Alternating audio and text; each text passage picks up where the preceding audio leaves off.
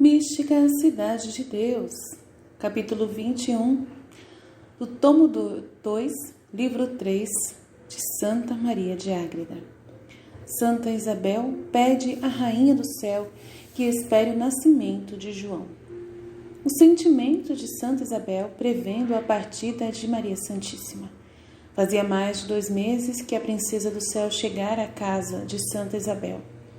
E a discreta matrona já estava a prever o sentimento que lhe causaria a partida e a ausência da grande senhora do mundo. Com razão, temia perder o gozo de tanta felicidade que conhecia estar acima de qualquer merecimento humano.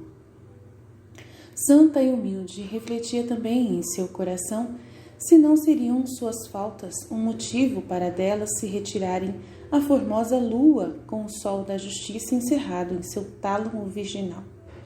Às vezes chorava sós porque não encontrava meios para deter o sol que de tão claro dia de luz e graça lhe havia proporcionado. Com muitas lágrimas suplicava ao Senhor inspirasse o coração de sua prima e senhora a não deixá-la só, ou pelo menos não a privar tão cedo de sua amável companhia. Servia-a com grande veneração, cuidado e atenção. Meditava o que faria para retê-la, e não era maravilha que tão grande, santa e prudente mulher solicitasse o que os mesmos anjos poderiam cobiçar. Além da luz divina, que com grande plenitude recebera do Espírito Santo, para conhecer a suprema santidade e dignidade da Virgem Mãe, a divina e amabilíssima conversação com ela e os efeitos que sentia lhe haviam cativado o coração. Por tudo isso, depois de a ter conhecido e convivido com ela, sem especial graça, não podia Santa Isabel ter continuado a viver sem sua presença. Isabel pede que Maria permaneça em sua casa. Para se consolar desta pena, resolveu Santa Isabel confiá-la à Divina Senhora, que não a ignorava. Com grande submissão e respeito lhe disse: minha prima e senhora, pela veneração e solicitude com que vos devo servir, não me atrevi até agora a vos manifestar um desejo e uma pena que me oprime o coração. Com vossa permissão, procurarei aliviar-me, confiando-vos meus cuidados e a esperança da qual vivo agora. Por sua divina condescendência, fez-me o Senhor a singular misericórdia de vos trazer onde eu tivesse a imerecida felicidade de conviver convosco os mistérios que em vós, Senhora minha, encerrou a divina providência. Indigna deste benefício, eu o louvo eternamente. Vós sois o templo vivo da glória do Altíssimo, a arca do testamento que guarda o maná, do qual vivem os próprios anjos. Sois as tábuas da verdadeira lei, gravada com o ser de Deus. Lembro-me de minha baixeza e quão rica de repente me tornou o Senhor, tendo-a em minha casa, sem o merecer. O tesouro dos céus com aquela que entre todas as mulheres escolheu por mãe. Temo com razão que por causa dos meus pecados desamparareis esta pobre escrava, deixando-me só e despojada do grande bem que agora desfruto. Ao Senhor não é impossível, se for também vossa vontade, conceder-me a felicidade de vos servir e não me separar de vós o resto de minha vida. Se para ir à vossa casa houver dificuldade, mais fácil será ficardes na minha. Chamaremos vosso santo esposo José, para que ambos vivam nela como senhores, a quem servirei com todo o afeto de meu desejo. Ainda que não mereço o que peço, vos suplico, não desprezeis minha humilde petição, pois o Altíssimo, com seus favores, já tem excedido meus méritos e desejos. Resposta de Maria Santíssima. Com amável satisfação ouviu Maria Santíssima a proposta de sua prima e respondeu-lhe: caríssima amiga de minha alma, vosso santo e piedoso afeto serão aceitos pelo Altíssimo, e vossos desejos agradáveis a seus olhos. De coração os agradeço, mas toda nossa solicitude deve estar em conhecer a vontade divina e a ela submeter a nossa com inteira submissão.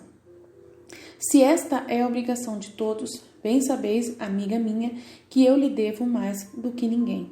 Pois com o poder de seu braço me levantou do pó, e com imensa piedade olhou minha baixeza. Apresentaremos ao Senhor vosso desejo, e aquilo que ordenar, isso faremos.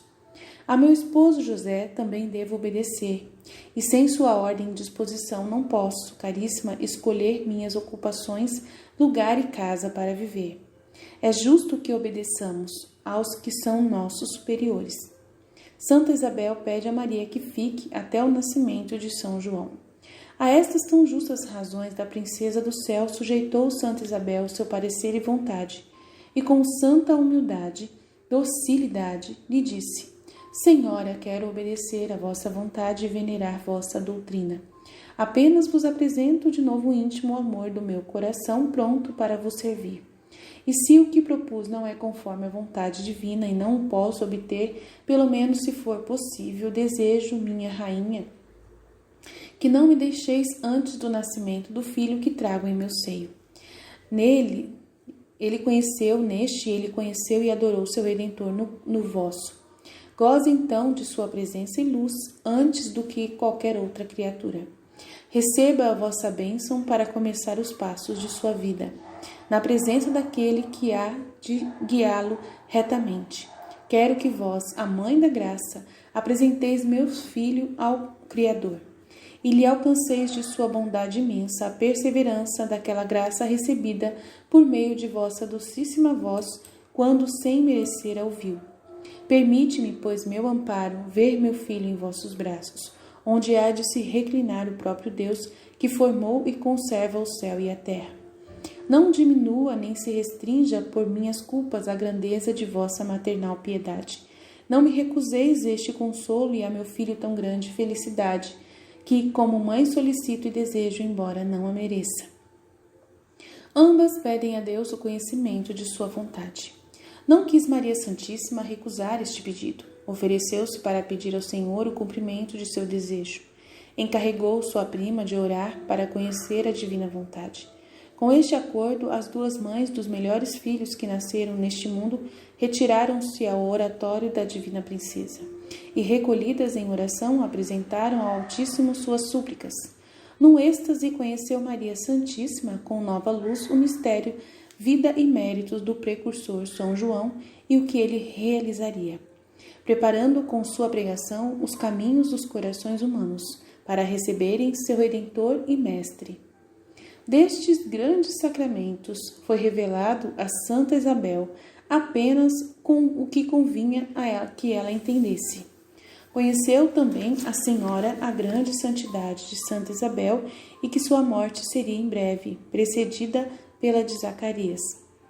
O amor de nossa piedosa mãe pela sua prima levou-a a apresentá-la ao Senhor, pedindo-lhe que assistisse na morte.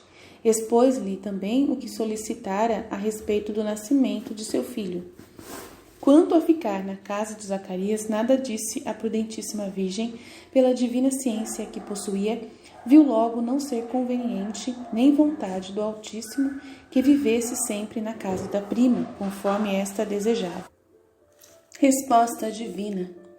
A estas petições respondeu o Senhor: Minha esposa e minha pomba, minha vontade é que faças companhia e consoles minha serva Isabel, pois seu parto já está muito próximo, faltando apenas 8 dias. Depois que houverem circuncidado seu filho, voltarás para casa com teu esposo José. Depois que meu servo João nascer, mo apresentareis e será para mim agradável sacrifício. E continua, amiga minha, a me solicitar a eterna salvação das almas. Santa Isabel, que estava a rezar com a Rainha do céu e da terra, suplicava ao Senhor ordenar a sua esposa e Mãe Santíssima que não a deixasse antes do parto, e foi-lhe também revelado que isto seria em breve, e outras coisas de grande consolo para seus cuidados. Maria ficava com Isabel até a circuncisão de São João.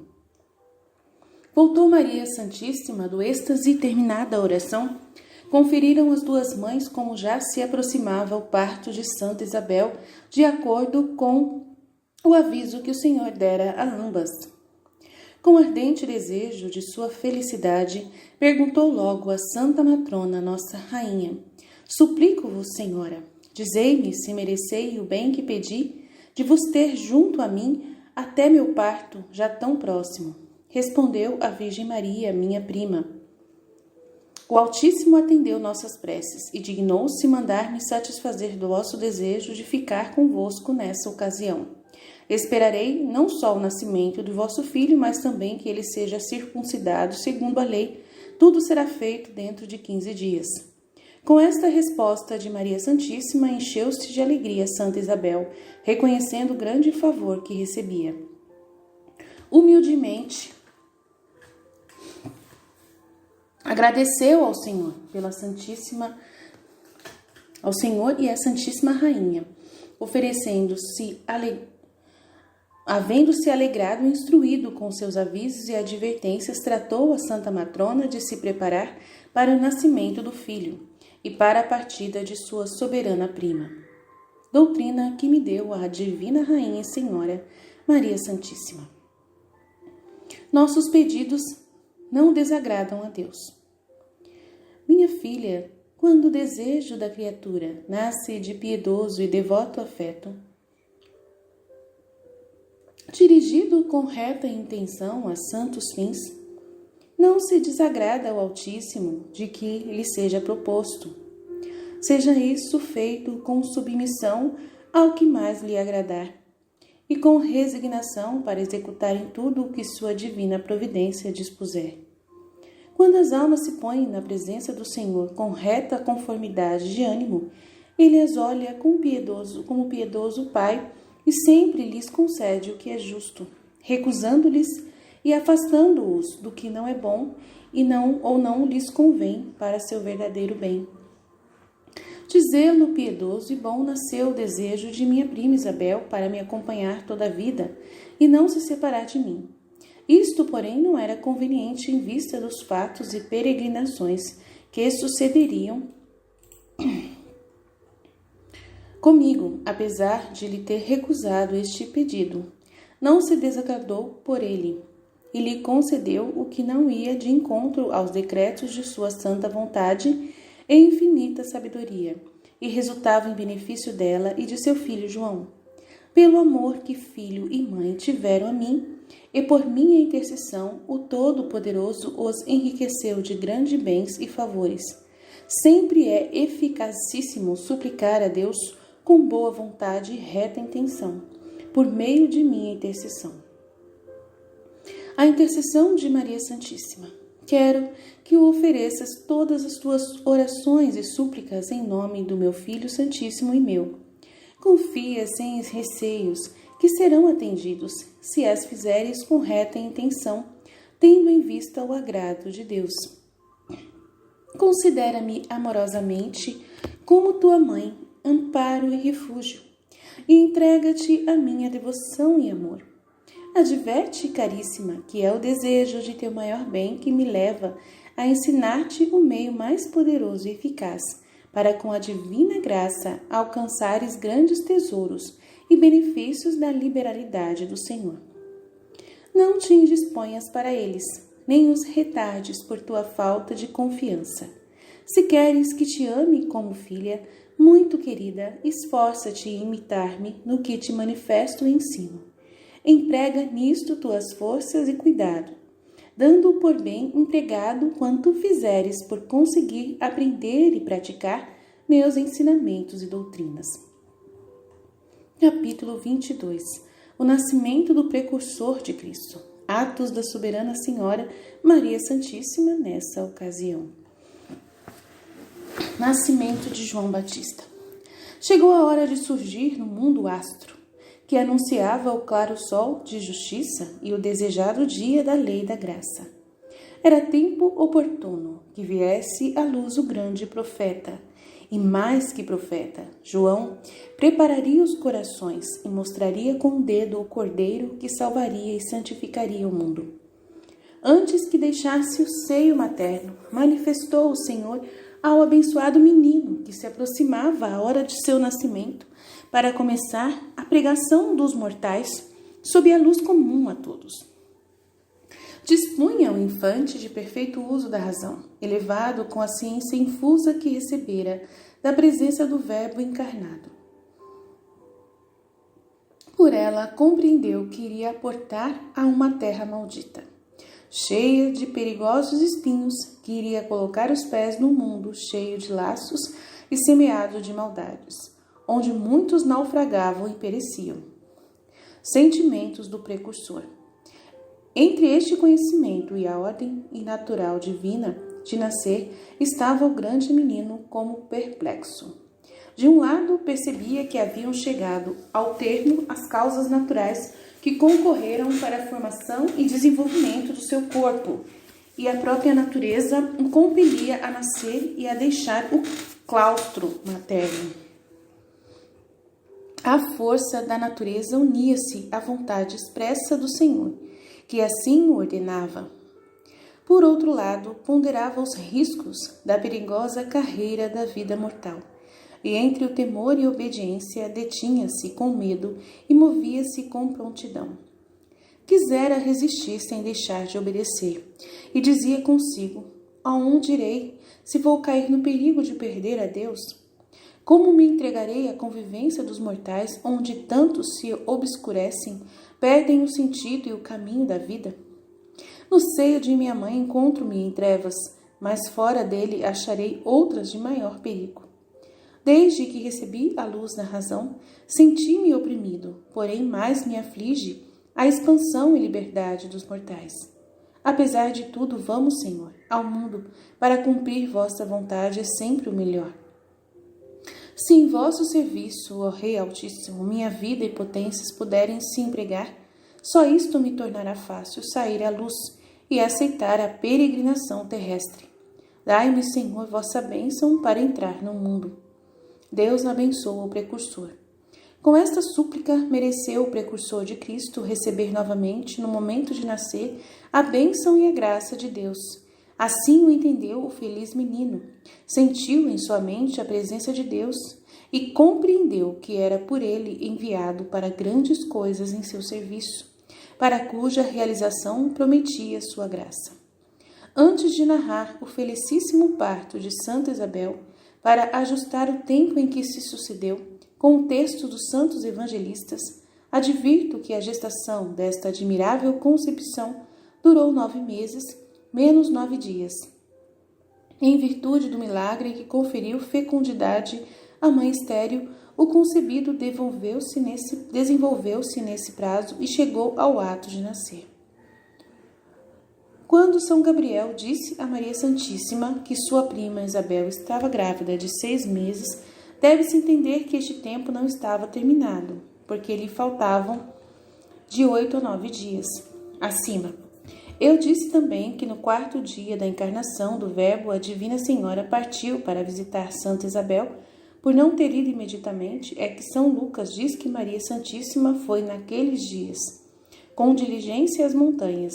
Além disso, como fica dito no número 207, a viagem levou 4 dias. Data do nascimento de João Batista. Advirto também que quando mesmo evangelista diz que Maria Santíssima esteve 3 meses na casa de Santa Isabel, faltavam apenas 2 ou 3 dias para se completarem, pois o texto do Evangelho foi exato em tudo. De acordo com essa contagem, é forçoso que Maria Santíssima, Senhora Nossa, se encontrasse não só no nascimento de São João, como também em sua circuncisão, quando lhe impuseram um misterioso nome, conforme direi adiante. 8 dias depois da encarnação do Verbo, chegou Nossa Senhora com São José na casa de Zacarias, a 2 de abril pela tarde, conforme a contagem de nossos meses solares. Acrescentando-se 3 meses a partir de 3 de abril, chegamos a 1º de julho, inclusive, que vem a ser o 8º dia da Natividade de São João, o mesmo de sua circuncisão. No dia seguinte, pela manhã, voltou Maria Santíssima a Nazaré. Ainda que o evangelista São Lucas refere a volta de Nossa Rainha para sua casa antes de narrar o parto de Santa Isabel, a volta de Maria não foi antes, mas sim depois.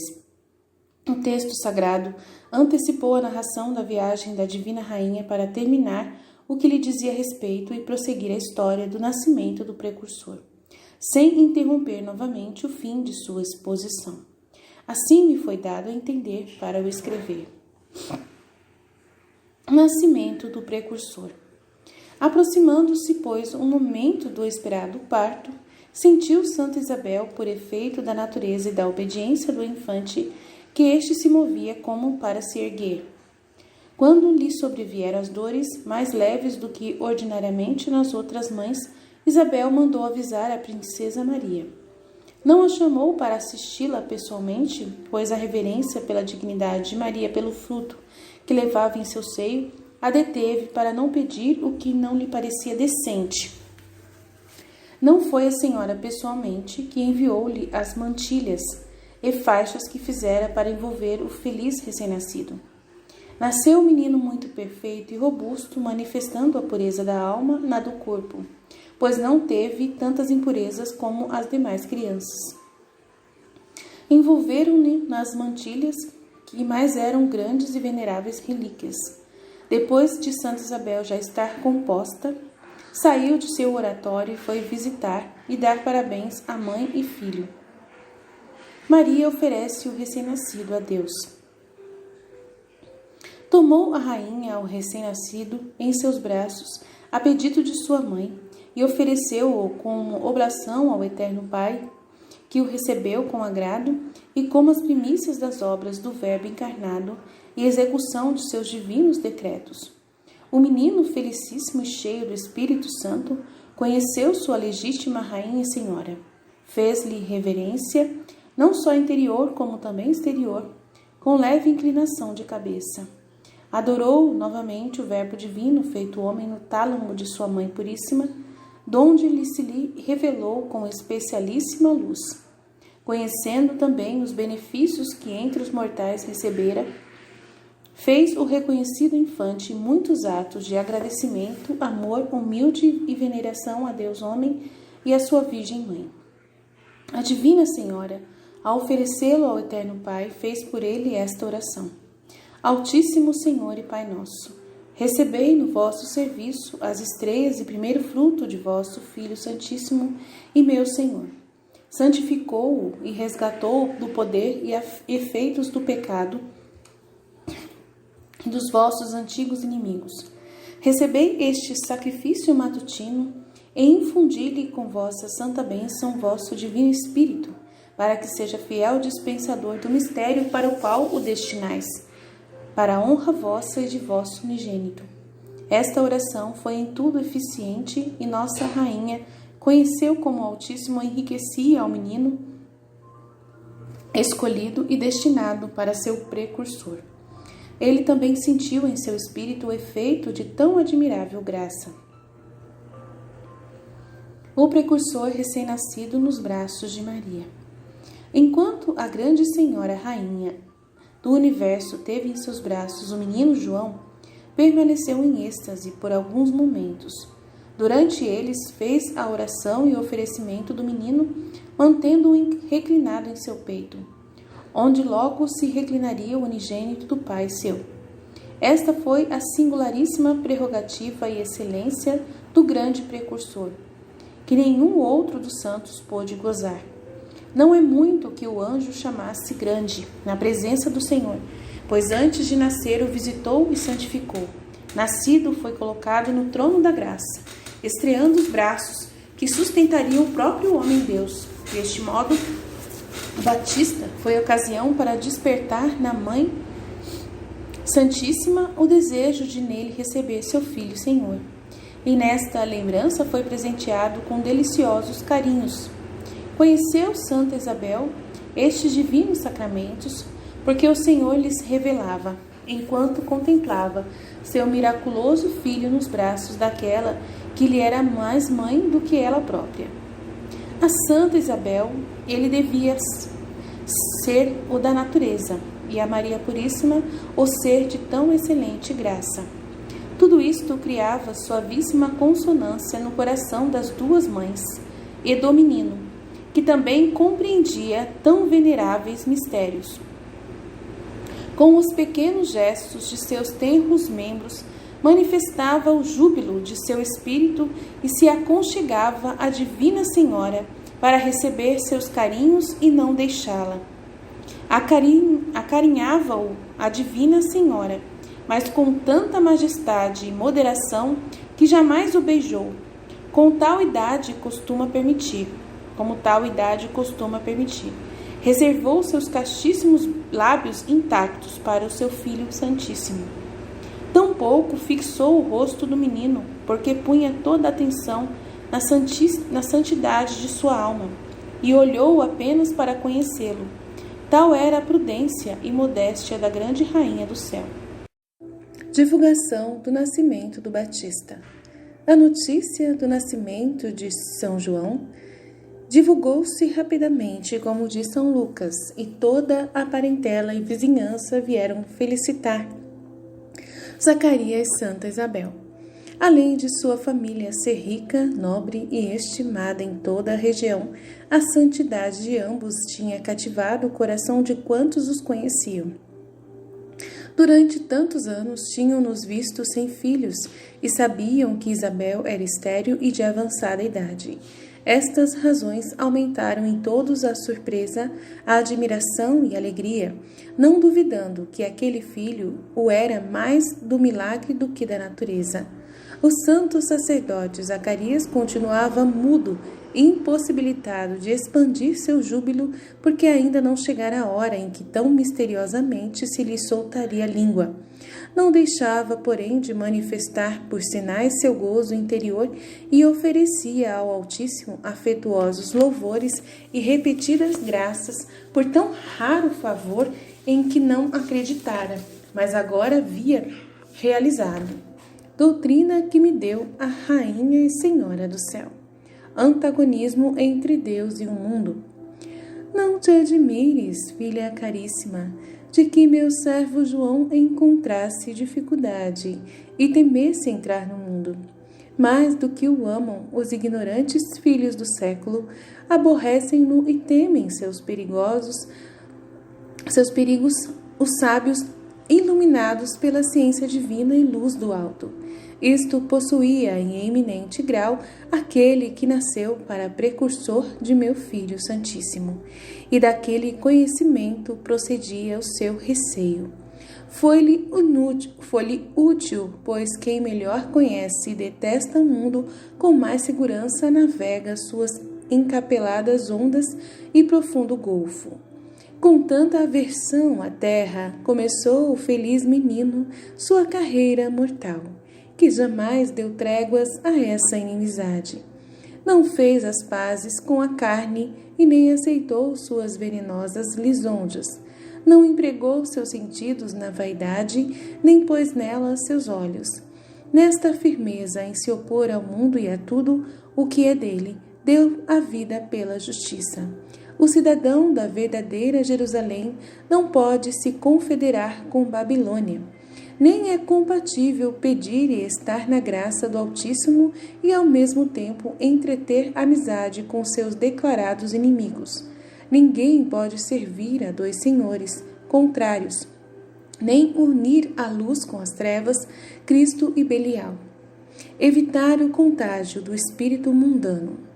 Guarda-te, caríssima, mais do que do fogo, dos que vivem nas trevas e são amadores do mundo, porque a sabedoria dos filhos do século é carnal e diabólica, e seus caminhos tenebrosos conduzem à morte.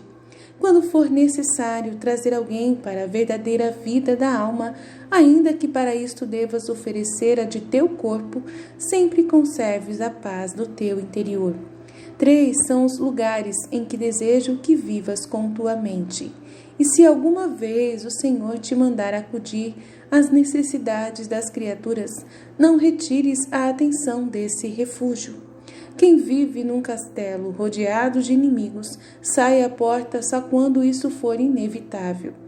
Aí dispõe o que convém com tanta cautela, que mais atende ao caminho para voltar a se esconder, do que aos negócios de fora, sempre cuidadoso e sobressalto pelo perigo.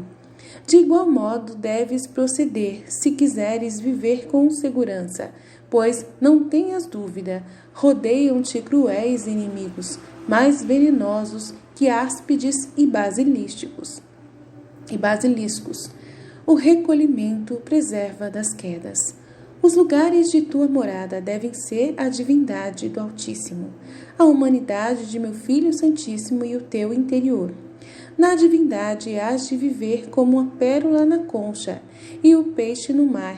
Em seus intermináveis espaços dilatarás teus afetos e desejos. A humanidade santíssima será muro para te defender e seu coração aberto tálamo para te reclinares e descansares à sombra de suas asas. Encontrarás pacífica e íntima alegria no testemunho da consciência, e se a conservares pura, ela te facilitará o doce e amigável trato com teu esposo. Para tudo isto, muito te ajudará o recolhimento exterior, e assim é de meu gosto e vontade que permaneças na tribuna ou na cela, e somente a deixes obrigada pela obediência ou caridade. Vou revelar-te esse segredo. Há demônios incumbidos por Lúcifer de aguardarem os religiosos e religiosas quando saem do recolhimento, para investi-los e combatê-los com tentações, a fim de os derrubar. Não entram facilmente nas celas, porque ali não há tanta ocasião de falar, ver e usar mal dos sentidos, pelos quais ordinariamente fazem presas que devoram como lobos carniceiros. O retiro dos religiosos os atormenta, detestam-no, porque duvidam vencê-los enquanto não os surpreendem entretidos no perigo das conversações. Tática diabólica contra as almas. Em geral, é certo que os demônios não têm poder sobre as almas enquanto elas não lhes derem entrada e se lhes sujeitarem por alguma culpa mortal ou venial. O pecado mortal dá ao demônio expresso direito para induzir a alma a cometer outros. O venial, enfraquecendo as forças da alma, aumenta as do inimigo para tentá-la. As imperfeições diminuem o mérito, retardam o progresso para a virtude mais perfeita, e isso também anima o adversário, quando vê que a alma tolera a própria tibieza ou se põe leviana no perigo da ociosa negligência e esquecimento de seu mal. Então a astuta serpente a espreita e rodeia para agredi-la com seu mortal veneno.